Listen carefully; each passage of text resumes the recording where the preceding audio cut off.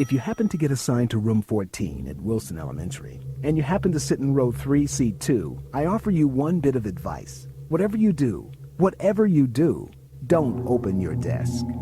Many years ago, I was assigned to that room, and with me in that class, sitting in row 3, seat 2, was a little boy named Walter Beckwith.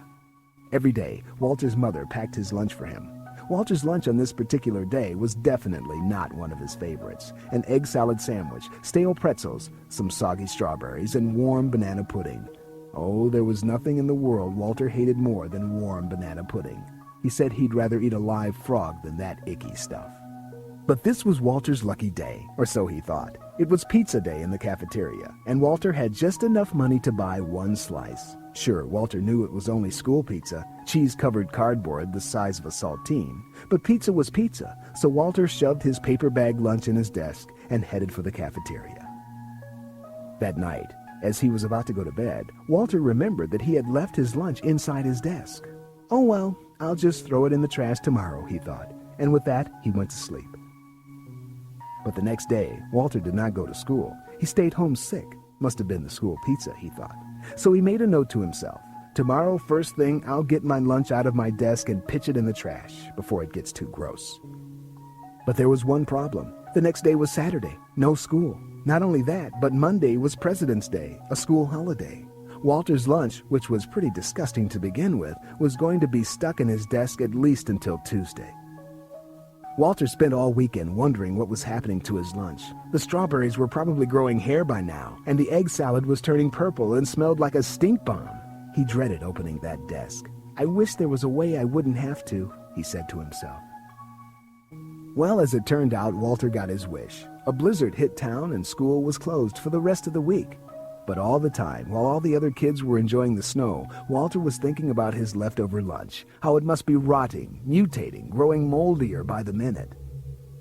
Finally, Monday came. Walter was back at school, ready to open the desk and finally dispose of that slimy, moldy glob that had lived there for so long. But as he was about to lift the top of his desk, something made him stop in his tracks. Something that sent chills up and down his spine and made him clutch his heart to make sure it was still beating.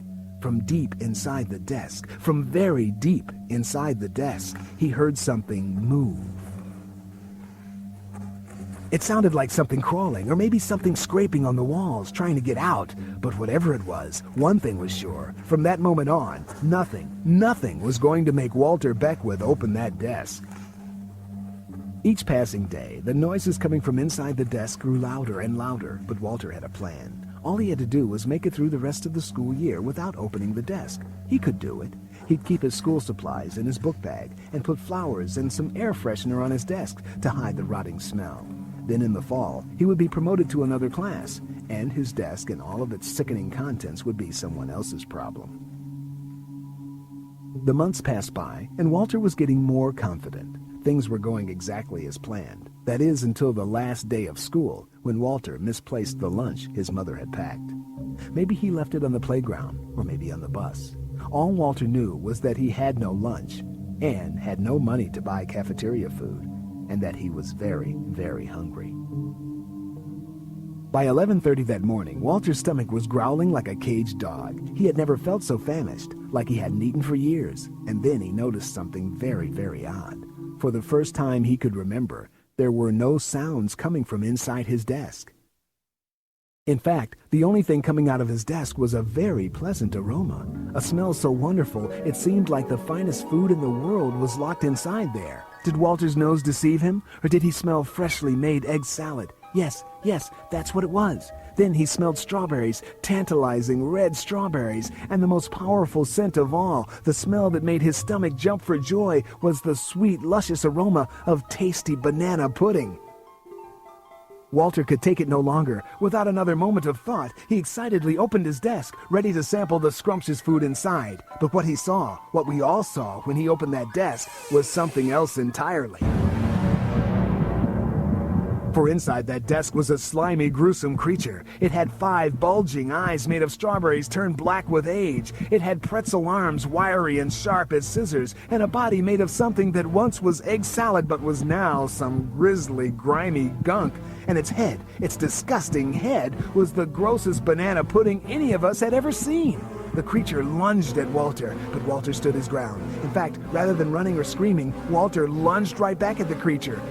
"You're going to be my lunch?" growled the creature. No, you're going to be my lunch, shouted Walter. They wrestled on the floor. Walter grabbed the creature's head and plucked off one of its strawberry eyes. The creature screamed, and then with the strength of 100 men, the creature picked up Walter and dragged him inside the desk back to its disgusting lair.